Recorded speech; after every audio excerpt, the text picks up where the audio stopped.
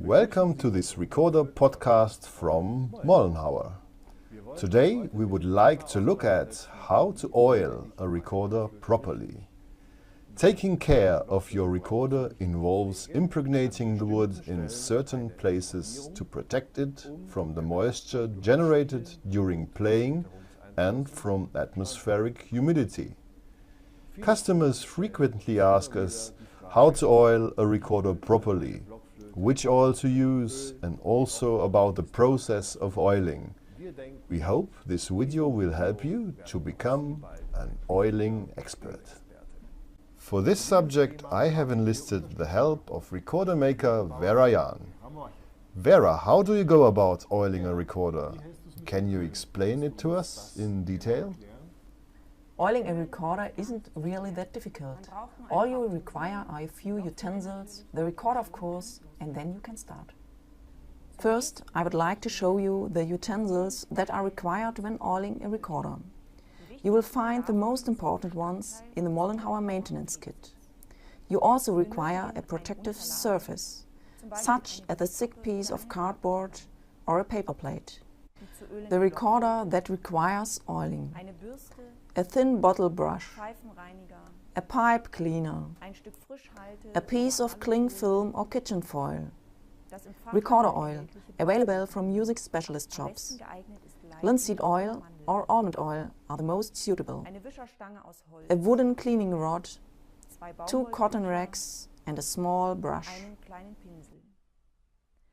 You will also need a screw top jar, as rags soaked in linseed oil can self-ignite and must be kept in an airtight jar. The frequency of oiling depends on the type of wood and the demands placed on the instrument. Generally, recorders should be oiled 2 or 3 times a year. Fluff and dirt can be removed from the inside of the bore using a small bottle brush.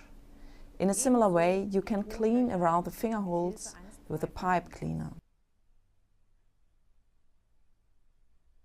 Recorder keys need to be protected before oiling because neither the pads nor the moving parts of the keys should come into contact with the recorder oil. The vegetable oils used will harden, and this would have a detrimental effect on the mobility of the keys.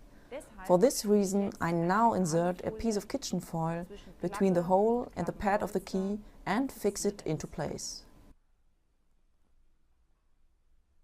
Now at last, we can start the oiling process.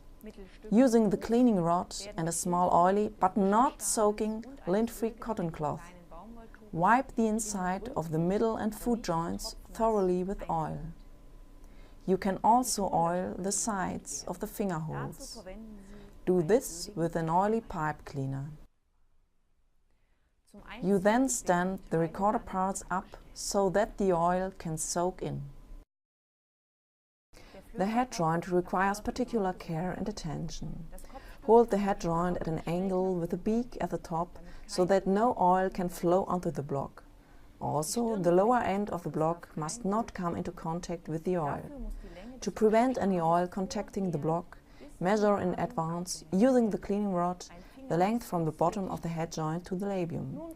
A finger marks the place on the rod, and then, without worrying, you can oil the inside of the head joint by rotating it gently. The finger provides a natural stop. Now, using the small brush, oil the labium without touching the block. For larger instruments, you can also oil the sides of the window.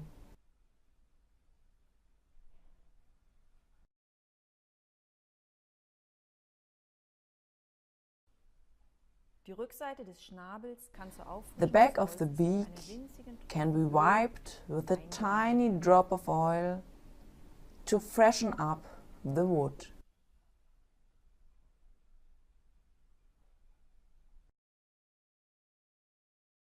Unvarnished recorders should be wiped on the outside with a slightly oily cloth.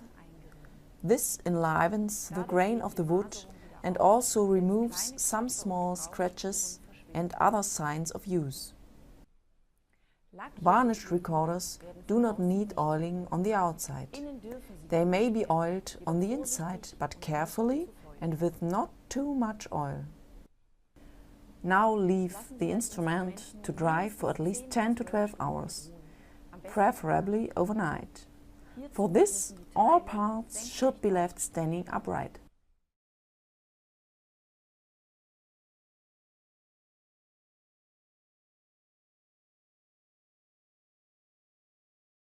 Now remove any surplus oil by wiping all parts of the recorder thoroughly with a clean cloth, both on the inside and the outside. This step must not be left out under any circumstances. Dry the sides of the finger holes with a clean pipe cleaner. The oil that remains here can have a detrimental effect on the tuning of your recorder. All done. Looks better, doesn't it? Thank you, Vera, for these very detailed instructions on oiling a recorder. Dear viewer, perhaps you would like to watch this film again. Here's another tip. On our website mollenhauer.com you can find these instructions in writing under the heading Useful Information.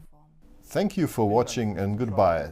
I'll see you at the next Recorder podcast from Mollenhauer.